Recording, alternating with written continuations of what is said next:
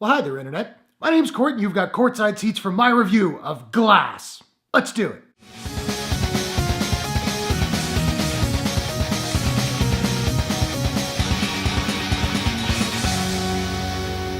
Glass is a drama, mystery, sci-fi from director M. Night Shyamalan, Universal Pictures, and Blumhouse. The movie stars Bruce Willis, Samuel L. Jackson, James McAvoy, Anya Taylor-Joy, Sarah Paulson, and Spencer Treat Clark. Security guard David Dunn uses his supernatural abilities to track Kevin Wendell Crumb, a disturbed man who has 24 personalities. So as we all know, Glass is the finale to the trilogy that started way back in 2000 with Unbreakable and then continued a couple years ago with Split. I really like both of those movies, so I was really excited for this one. And I have to say, oh, you think I'm gonna make a Split pun, don't you? No. I'm really mixed. There was some really good stuff in this movie, and there was some stuff that just totally didn't work for me. Let's talk about the acting first. Samuel L. Jackson is solid once again as Mr. Glass, and he brings that awesome Sam Jackson quality to it. One thing that did frustrate me though is that for a movie called Glass, he's not really in it all that much. Yeah, he's kind of masterminding everything, but the dude literally doesn't speak until the second act. Now, Sarah Paulson can always be counted on. I think she's a tremendous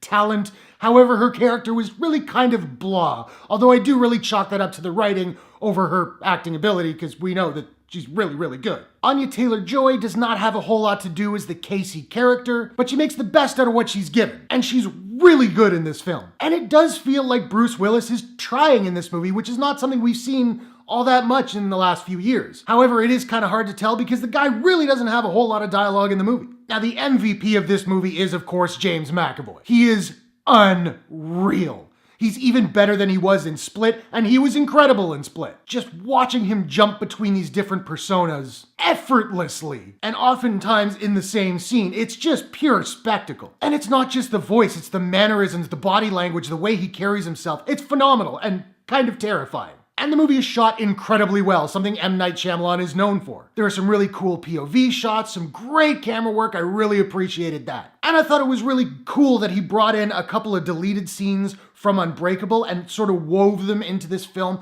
That worked really nicely. The biggest problem with this movie is the pacing. The first act is awesome.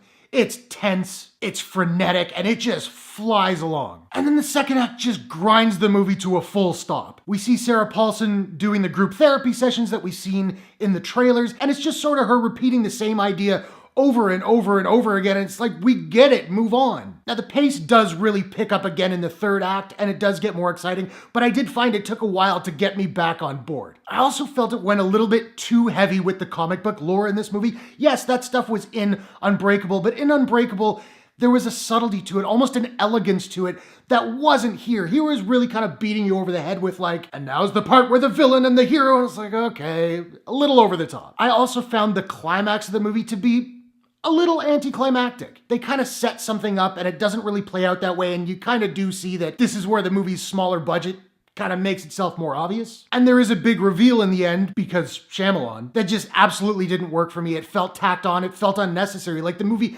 didn't need it to be there other than to say, hey, here's a twist, it's a Shyamalan movie. Overall, I liked Glass. I didn't love it. Maybe that's my fault for having such high expectations, and I'll own that. But there is some really great stuff in there, and I definitely think it's worth seeing. If I'm going to rank the trilogy, I'm gonna go in chronological order. I think Unbreakable is the best, Split's really good, and Glass is decent. Now, I don't have a proprietary rating system as of yet, so I'm just trying to figure out what I'm gonna give Glass, and I think I'm gonna give Glass a Glass?